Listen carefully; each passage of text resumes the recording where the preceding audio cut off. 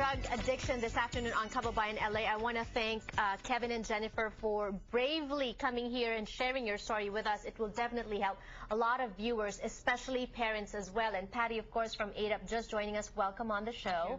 Earlier, when we were talking to Jennifer and Kevin about their experiences, you said that you were forced to get help.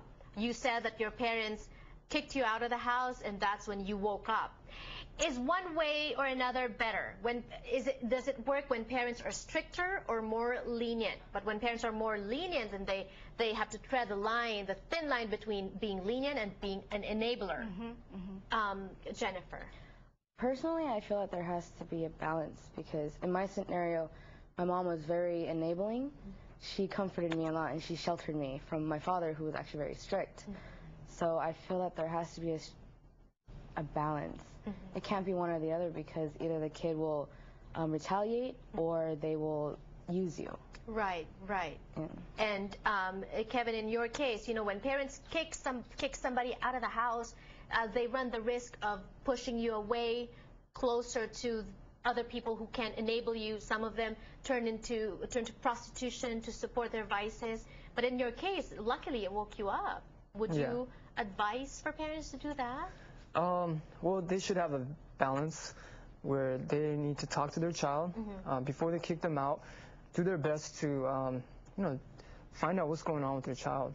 And if they're still going out and using, then they will have to take it to the extreme to either kick them out or get them involved in the system to get some help. Right. So communication among parents and kids. Does communication work? Because I know also that when you are abusing, you tend to lie.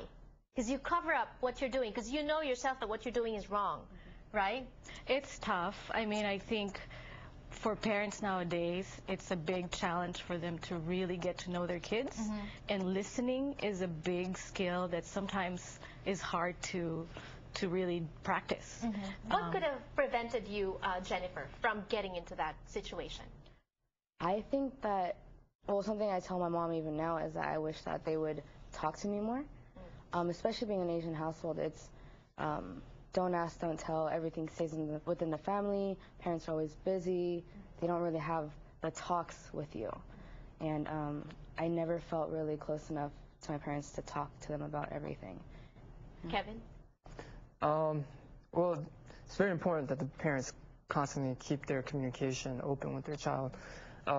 That's one thing about my dad was really good at.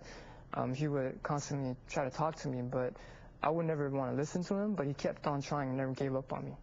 Okay. So parents, you would tell parents not to give up on their kids. Yes. When you get to a point where you are ready or you're forced, what are some of the programs? What does ADAP do to help these kids? Yes, so actually I personally run the adolescent substance abuse rehab facility for ADAP.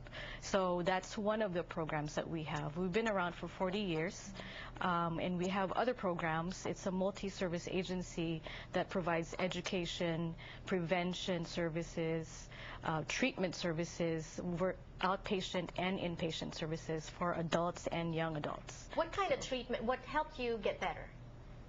ADAP. My parents actually dropped me off at our youth residential.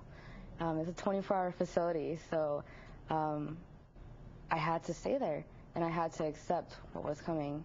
When I realized that I needed to stay, when I realized that it was either I stay at ADAP, I go to jail, or I end up somewhere in the streets. Or you die young. I die, yeah, exactly. Right. When you said that your parents kicked you out of the house, did you go on your own to seek help from ADAP?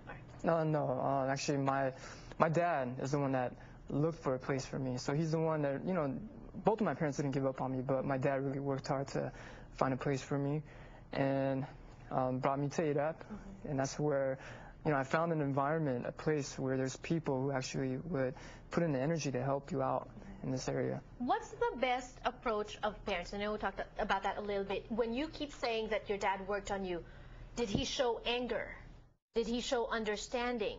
Did he scream at you, or did he comfort you like what Jennifer's mom did? I mean, That must be difficult to tread, right? I think all of that is a normal reaction that most parents kind of have to go through. Like Kevin said, his dad did not give up on him. And I think that's probably one of the best approach that parents or even grandparents nowadays, because they're part of the caregiving too. Right. But when you say your dad did not give up on you, he also did not enable you. No. He was also very firm with you. We're going to Yes. be talking about that for parents that are watching right now. And also, how do you tell? Like, their parents did not have an idea until they were deep in trouble. We're going to be talking about that when we return on the show. Don't go away.